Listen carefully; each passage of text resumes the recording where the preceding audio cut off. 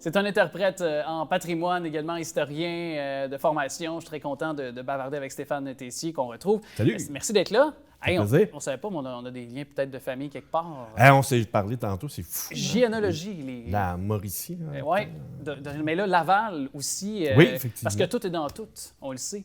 Et justement, de cette expression qui est passée maintenant à la postérité, à l'histoire, il y en a d'autres ici sur le plan de Laval, des quartiers qui sont passés à l'histoire, dont Saint-Vincent-de-Paul, qui est un des premiers avec Saint-François-de-Sales, qui ont été finalement les premiers peuplés là, en termes de L'histoire de Laval, ça débute Ouais. avec Saint-François. On peuple d'est en ouest, puis éventuellement, quand on est trop loin des services qui étaient à Saint-François, on va fonder du côté nord Sainte-Rose, puis Saint-Vincent-de-Paul, à peu près en même temps. Saint-Vincent-de-Paul, il y a déjà des gens qui y habitent avant sa création en 1743.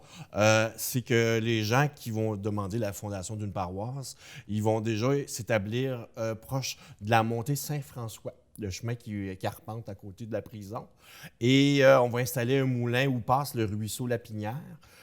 Entre le ruisseau et ce chemin-là, sur le boulevard Lévesque, ce qu'on appelait le chemin du roi autrefois, va naître un premier noyau villageois. Il n'en reste plus rien avec l'arrivée de la prison éventuellement, mais c'est là qu'apparaît un premier noyau villageois sur la montée Saint-François, sur le boulevard Lévesque et à l'embouchure du ruisseau Lapinière. Il reste aussi une maison, c'est la maison Labelle qu'on voit proche de la montée Masson et Lévesque, une maison qui date de 1750. Quand même. Et justement, ce pénitencier-là, mal aimé, ou c'est dans le sens que ça donne l'ouvrage... C'est une cohabitation qui est pas facile, comme tous les endroits où il y a eu des prisons. Le village de Bordeaux a eu la même affaire à Montréal. Ils n'étaient pas très heureux d'avoir une prison. Ouais. Mais à Saint-Vincent-de-Paul, ça va permettre d'amener à la municipalité, à Saint-Vincent-de-Paul, de se moderniser, d'avoir des aqueducs, d'avoir de l'eau courante à la maison, de l'électricité.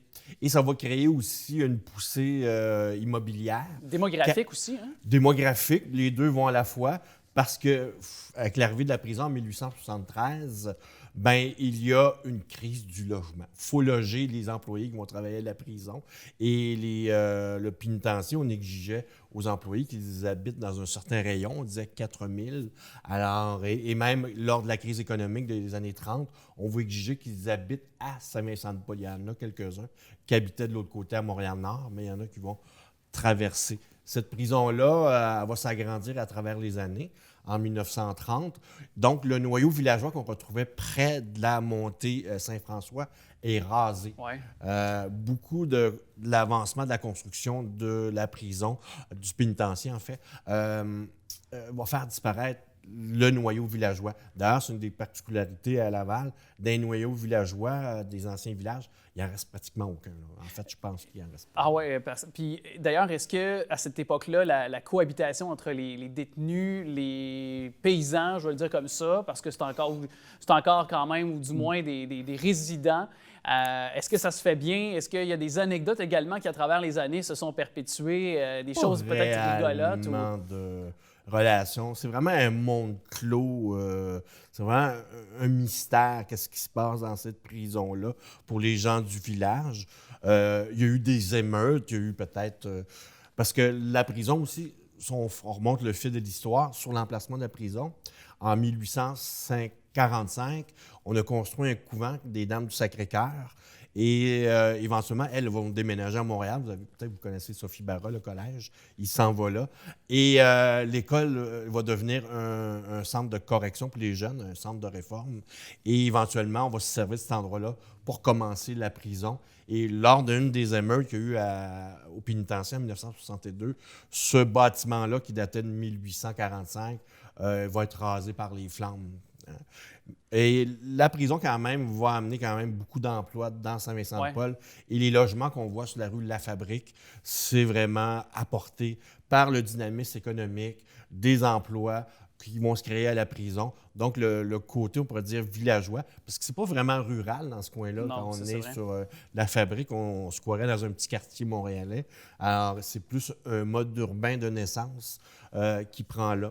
Et justement, ce serait pas ça, justement, maintenant, de nos jours, dans peut-être ce qui en reste un peu de cette époque-là, quand on se retrouve dans ces rues-là, Qu'est-ce qui reste peut-être pour que les gens puissent se visualiser peut-être? Est-ce que c'est les noms des rues, le nom de certaines rues avec des familles de l'époque? Est-ce que c'est une certaine architecture, un passage religieux qui peut peut-être témoigner forcément du passé?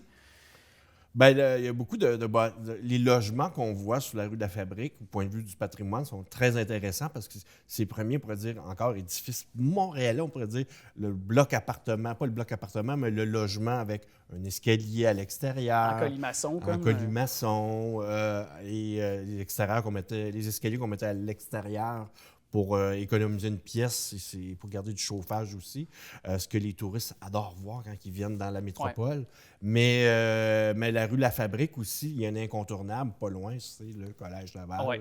qui va éduquer plusieurs générations d'enfants qui ont grandi là. Moi, j'ai grandi à Saint-Vincent-de-Paul, j'y ai pas été, malheureusement.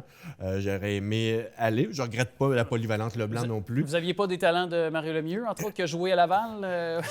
Bien, justement, on doit au Collège Laval, les maristes, ils vont permettre, en 1934, l'érection du Colisée de Laval. À l'époque, on l'appelait le Centre sportif Laval, pardon.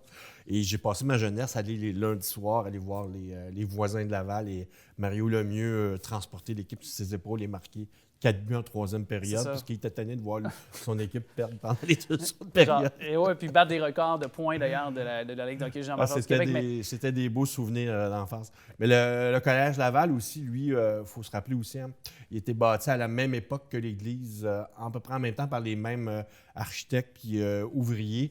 C'est 2 chantiers qui se chevauchent, parce qu'il faut se rappeler que l'église, quand elle est construite en 1857, il y avait une église qui était en face. La première église a été construite en 1844 jusqu'en 1744 jusqu'en 1751. Puis 100 ans après, on trouve qu'elle vacille.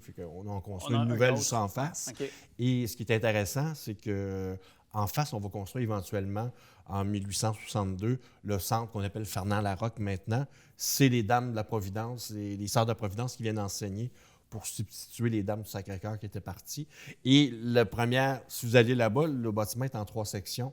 Vous allez avoir une section qui est du côté est. C'est la première qui a été construite en 1862. Elle est construite sur les fondations de l'ancienne église qui était là autrefois. Et ça, c'est classé patrimoine, j'imagine. Oui. C'est devenu puis ça fait partie peut-être pas nécessairement du patrimoine à proprement parler, mais en même temps, ce qui s'est passé à l'intérieur, on a évoqué... je suis un gars sportif. Je suis un gars sportif, puis et ce qui s'est passé à l'intérieur du Colisée pendant très longtemps, ça fait partie de Saint-Vincent-de-Paul, ça fait partie... on a parlé des exploits de Mario Lemieux, mais il y a nombre de jeunes aussi, hockeyeurs, qui ont grandi. Écoute, il y a Mike Bossy qui a joué là, il y a Vincent Danfous. Vous avez vu des joueurs peut-être moins connus, comme je me rappelle le défenseur Bobby Dallas aussi, là, j'allais souvent. Martin Saint-Louis, qui est un autre produit de Laval. Martin Lapointe. A foulé, c'est sûr, les Michel patins. Terrien, l'entraîneur aussi. Hein. Mais c'est aussi une indication de 1934, quand l'Arena arrive, puis on va avoir des clubs. C'est les années où le divertissement populaire est accessible à la population. On voit des matchs de hockey, des matchs de baseball, des choses comme ça. Avant la Deuxième Guerre mondiale, c'était chose très rare, ça. C'était les sorties pour la classe populaire, c'était le loisir qui n'existait pratiquement pas. Bien, justement, est-ce qu'on oublie très souvent, selon vous, de valoriser ce Colisée quand même de Laval? Parce qu'il a été... à même aussi le collège. Ça me fait penser un peu au patrimoine industriel. C'est pas nécessairement des bâtiments d'une valeur architecturale grandiose, mais ils ont des traces dans l'histoire et il faut s'en rappeler. Puis moi, je m'en rappelle, peut-être en terminant, je sais que le temps file, mais pendant plusieurs années, je me rappelle aussi, moi, je n'étais pas hockeyeur, je savais à peine patiner, mais ah oui? il y avait... Ah oui? Par exemple, il y a quelque chose qui a laissé des traces, c'est l'école de hockey Jacques-Saint-Jean, qui a eu là pendant des décennies. Je ne sais pas comment ça s'appelle encore comme ça, mais... Moi, j'ai pas d'idée, par exemple. Mais pendant des décennies, l'été, moi, j'allais jouer au basketball, qui était mon sport davantage, En arrière du Collège Laval, il y avait des paniers à l'extérieur. C'est vrai qu'il y a une grande... C'est vrai que vous êtes assez... Même j'étais un bon tireur. C'est ça. Un bon dribbleur. J'étais garde. Okay. Mais j'étais entraîneur à Polyvalente Leblanc très longtemps. OK. Non, je ne sous-estime pas. Si c'était à la hauteur de vos connaissances sur le plan de l'histoire, vous deviez être bon au basket. En tout cas, meilleur que moi là-dessus. Mais c'est clair que donc ça a eu un impact, tout ce qui est... Puis n'oublions pas non plus les religieux... je veux dire, on parle souvent de manière, quand on est au présent et qu'on va vers le passé, pas toujours de manière peut-être édifiante des religieuses et des religieux, mais quand même, ils ont développé le Québec, ils ont développé Laval. Les choses souvent qu'on reproche aux communautés religieuses, c'est des défauts humains, souvent.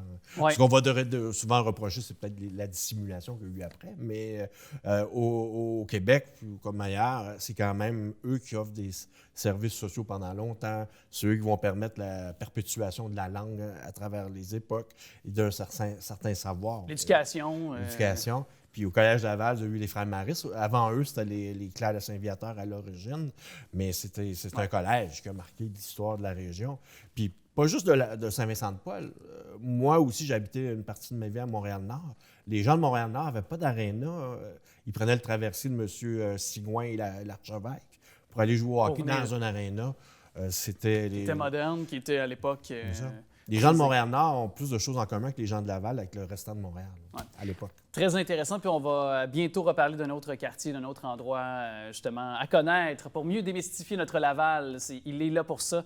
D'ailleurs, notre historien, Stéphane Tessier, merci beaucoup d'être là. Ça a été un plaisir.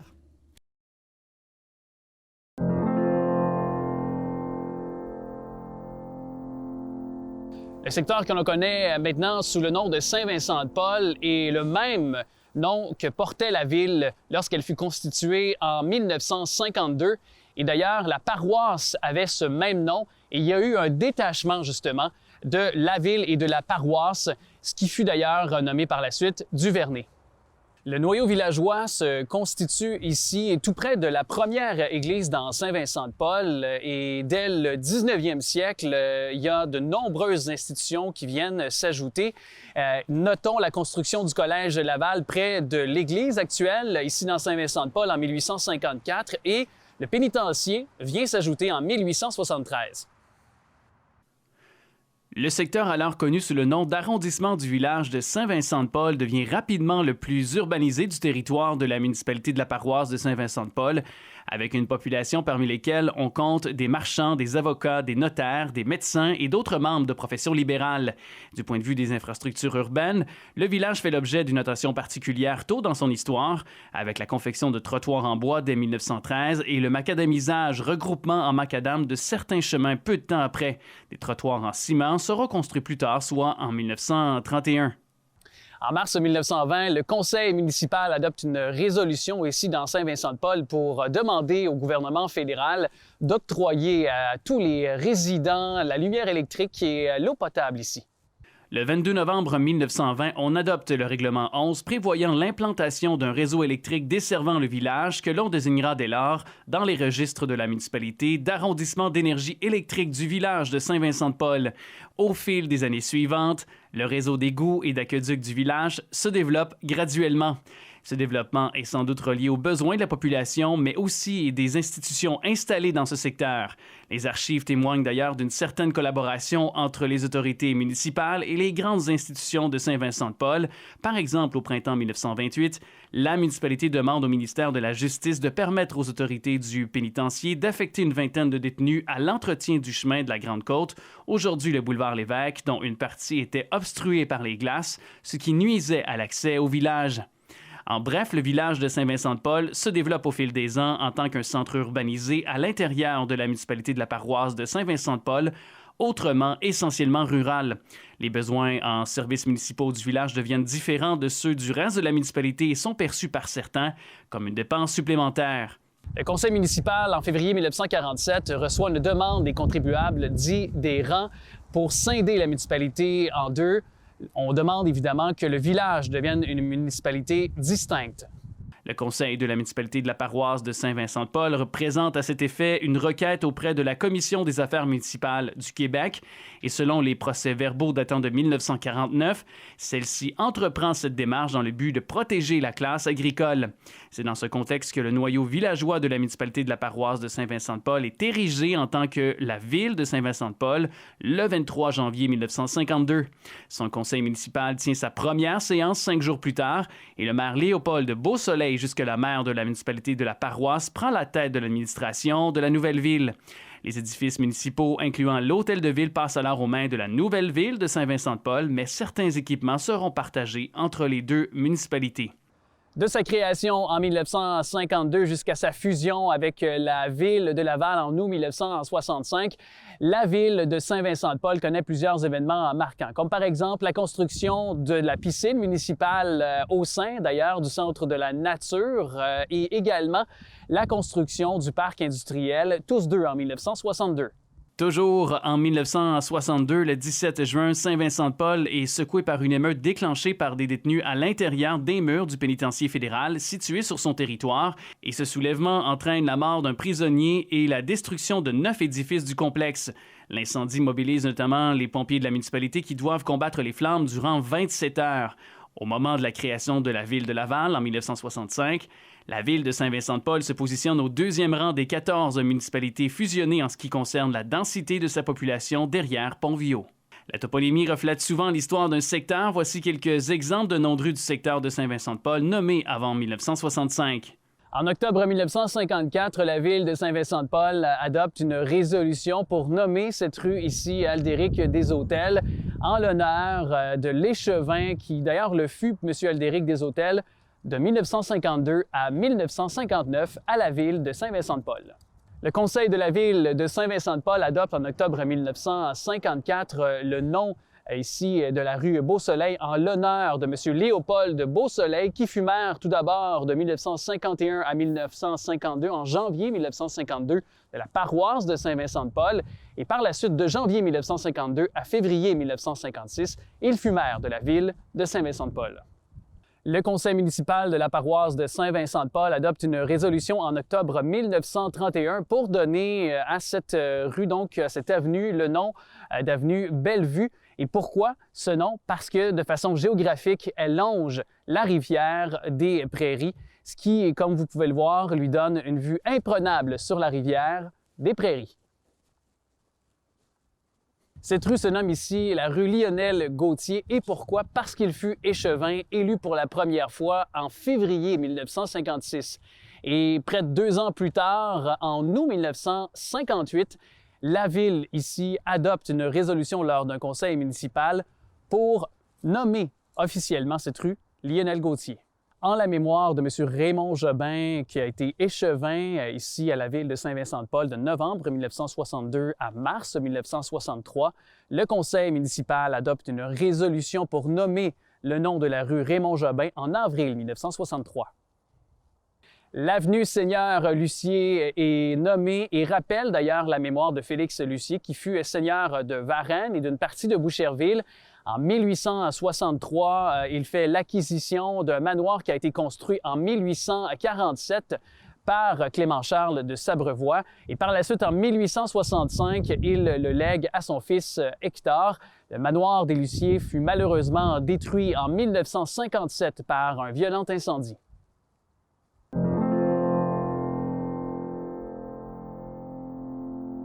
Duvernay tire ses origines de Saint-Vincent-de-Paul, qui fut érigé pour la première fois en 1740, constitué définitivement en 1855, et c'est l'une des 4 municipalités d'origine de l'île Jésus, connue auparavant sous le nom de paroisse de Saint-Vincent-de-Paul. La municipalité de la paroisse de Saint-Vincent-de-Paul est plutôt rurale, à l'exception de 2 noyaux villageois, soit ceux de Pont-Viaud et du village de Saint-Vincent-de-Paul. La municipalité de la paroisse de Saint-Vincent-de-Paul vit plusieurs changements d'ordre territorial. D'abord, en 1904, une partie du nord-ouest de la paroisse s'est retranchée à la municipalité afin de constituer l'extrémité est de la nouvelle municipalité de la paroisse de Saint-Elzéar, qui deviendra plus tard Vimont. Puis, en 1926, le village de Pont-Viau est érigé en municipalité à la suite de démarches entreprises dès 1920 par la population locale, laquelle cherchait à accélérer le développement des services dans ce secteur. Lors du détachement du noyau villageois de Pont-Viau, la municipalité de la paroisse de Saint-Vincent-de-Paul se développe autour du centre urbain du village de la paroisse de Saint-Vincent-de-Paul, notamment le pénitencier, mais également auprès du Collège Laval. Depuis de nombreuses années, de nombreux efforts sont consacrés au village pour améliorer les services municipaux, mais aussi pour pouvoir investir, pour construire aussi des infrastructures.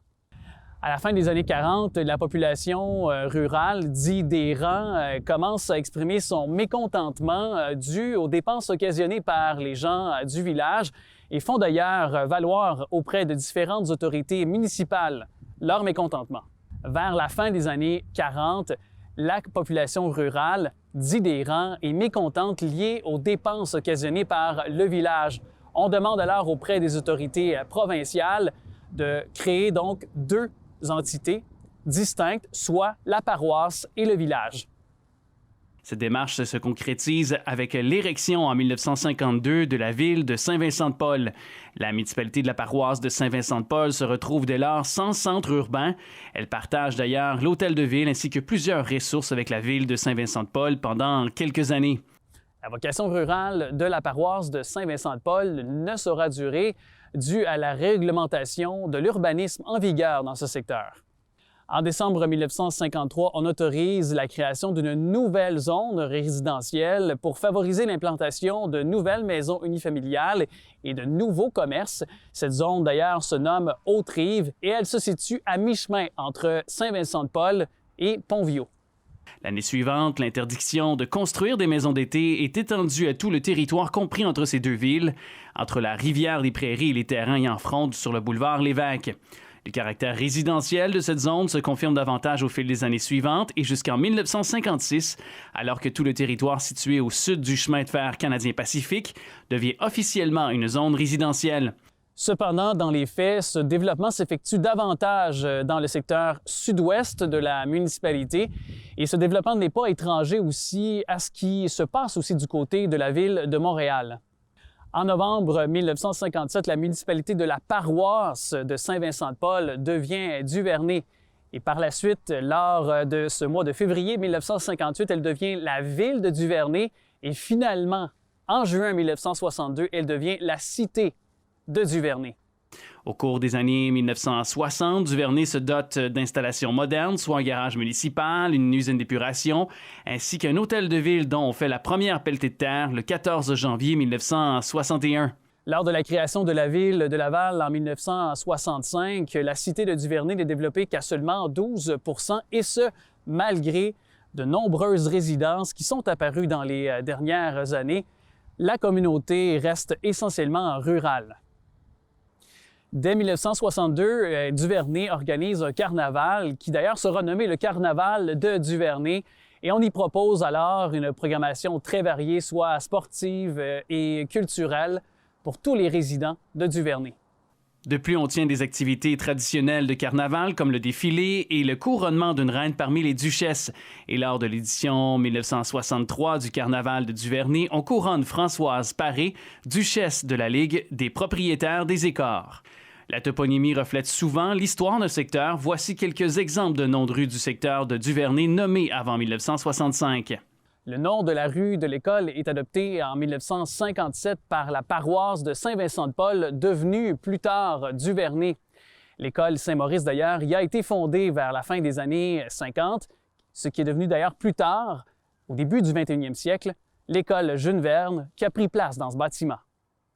Le conseil municipal de la paroisse de Saint-Vincent-de-Paul, devenu plus tard Duvernay, adopte lors d'une séance en octobre 1957 d'octroyer le nom à cette avenue, celui de Gigi Joubert, en hommage à cet homme Jacques Janvier Joubert, décédé en 1943, qui a été d'ailleurs au 20e siècle un laitier, un agriculteur et un entrepreneur important. En 1930, M. Jacques Janvier Joubert vient s'installer ici dans la paroisse de Saint-Vincent-de-Paul et d'ailleurs achète un grand lopin de terre pour y installer une ferme ultra-moderne avec un troupeau de vaches et un poulailler également immense. Lors du décès de M. Jacques Janvier Joubert en 1943, ses deux fils, Jean et Maurice, reprennent l'entreprise familiale. Et d'ailleurs, Maurice a été maire de la paroisse de Saint-Vincent-de-Paul de 1957 à 1959. Et durant son mandat, la municipalité change de statut et devient ville de Duvernay. Et par ailleurs, l'entreprise familiale change aussi à la fin des années 50 de vocation. M. Jacques Janvier Joubert décédera en 1943 et ses deux fils, Jean et Maurice, vont reprendre donc l'entreprise familiale. Maurice aussi deviendra maire de la municipalité de Saint-Vincent-de-Paul de 1957 à 1959 et durant son mandat, la municipalité change alors de statut. Elle devient la ville de Duvernay. La terre des Joubert changera aussi de vocation à la fin des années 50 pour donc devenir un développement résidentiel.